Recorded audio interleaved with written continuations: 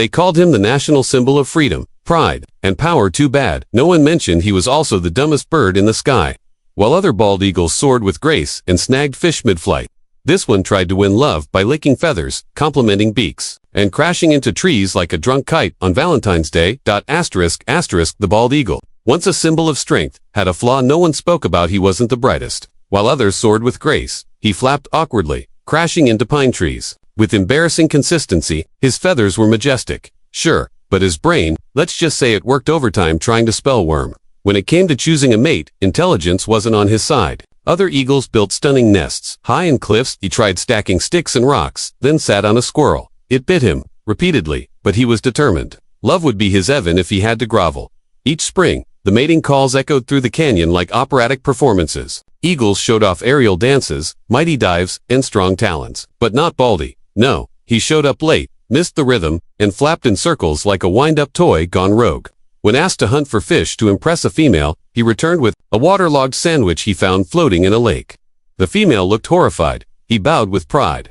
"This is why you're still single," she said, flying off. Baldy didn't understand sarcasm. He thought she was playing hard to get. He watched from a high tree as the other males courted their partners. Their wings shimmered, their cries were bold, their nests stable. Baldy felt like an out-of-tune kazoo in a symphony. So he tried something. Desperate, he would flatter every female eagle in sight.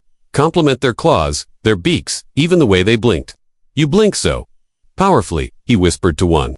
She stared in silence and blinked again, faster. "Wow," he whispered, "incredible." The eagle left. He felt encouraged. Thus began the era of Baldy the sycophant. Every day, he followed female eagles like a lost chick, offering unsolicited praise. "Your wings beat like poetry," he told one. "Your tail feathers gleam like moonlight and molasses," he told another. "That nest absolutely gorgeous even if it's made of trash." They didn't swoon, they just got weirded out. Still, Baldy didn't give up. He thought the secret to love was being overly agreeable. If they said the sky was green, he'd say it was lime mint with feathers. Baldy decided licking was the next step. After seeing a pair of pigeons preen each other, he assumed licking was a universal love language. So when a female eagle landed beside him, he offered a grooming session and leaned in, tongue out. She screeched in horror. "What are you doing?" she cried. "Affection," he asked hopefully. She smacked him with her wings so hard he spun. Dazed, he thought, progress. After all, she didn't fly away immediately this time. Other eagles began to talk. "That Baldy guy, he's strange," one said. "I heard he tried licking an owl last week." Another replied. Baldy heard the whispers, but mistook them for admiration.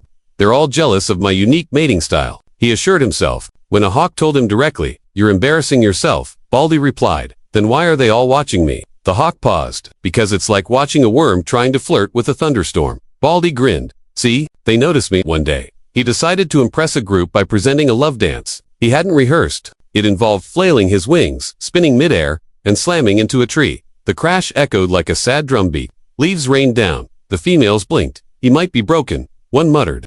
Baldy stood up with a dramatic flourish and bowed. "For you," he said with leaves in his beak. "No," she replied simply. "Just no." Refusing to be discouraged, Baldy tried another tactic, echoing whatever his target eagle said. If she said, "I like salmon," he said, "I like salmon too." If she said, "Rain is calming," he'd say, "Rain calms me so hard."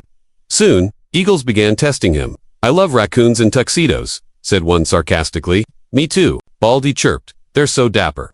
"I sleep upside down, like bats," said another. "So do I," he declared proudly. His attempts backfired spectacularly. He finally found one eagle, Gloria, who didn't immediately fly away. Gloria had poor eyesight. She assumed Baldy's clumsy nature was just mysterious behavior. Encouraged, Baldy doubled down on his licker method. During a sunset flight, he leaned over and gave her wing a gentle lick. Gloria shrieked. "What, was that?" He panicked. "A bug? You had a bug?" Gloria squinted. "That better be the truth." It wasn't, but Baldy nodded solemnly, tongue still out. The forest buzzed with stories of Baldy's antics. Ravens laughed. Owls sighed. Even the squirrels started mimicking him. "Your tail is like stars," a squirrel told its mate. Baldy flew by, proud. "They're learning," he whispered. He believed he was changing courtship forever. Meanwhile, eagle elders considered issuing a decree. No licking during mating season. But Baldy ignored the rumors. He had him assent to flatter, lick, and praise his way to love. To improve his chances, Baldy created a romance journal. It included lines like, "Your beak is like a blade of destiny, and the way you molt is divine." He practiced them in front of a broken mirror he found near a campsite. Seduction through words, he told himself. Then, he misread a quote and began ending every sentence with forevermore. Your feathers are silky. Forevermore. You hunt like a goddess. Forevermore. Everyone thought he'd joined a cult. Still, without a partner, Baldy turned. To dance again, he choreographed a new move, the Sky Twister. It involves spinning 3 times, diving, and crashing into a pond. Onlookers gasped for the wrong reason. A fish hit him in the face. He stood up, feathers dripping. That was intentional, he claimed. Symbolic of emotional depth. A nearby dove snorted. More like symbolic of brain fog. But Baldy bowed anyway. He believed art was misunderstood. Baldy once tried serenading a female eagle with bird calls. He learned from YouTube Human. YouTube.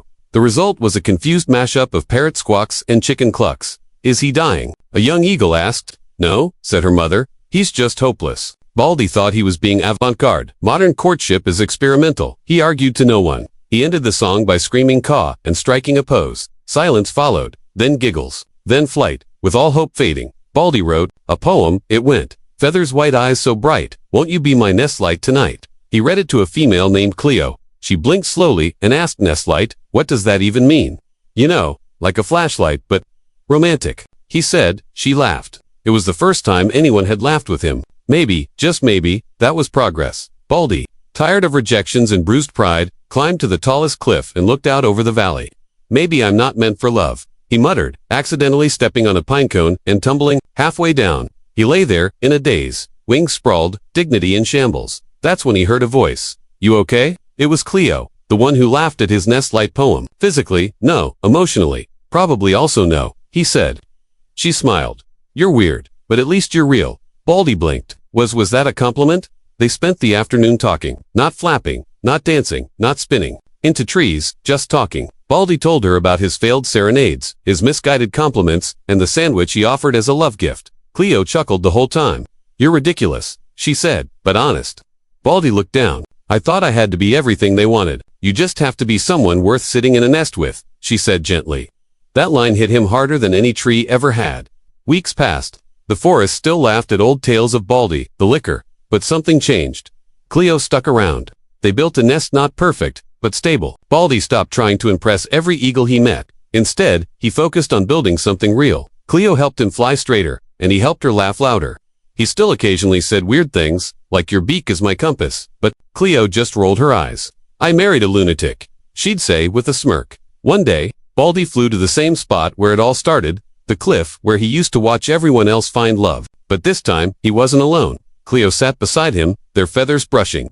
I used to think I had to be smart, smooth, and stylish to find love, Baldy said. Turns out, I just had to be a little less stupid and a lot more honest. Cleo nodded, and maybe keep your tongue in your beak. He laughed. Deal. And so, Baldy the stupid licker became Baldy the loyal mate. Not the smartest.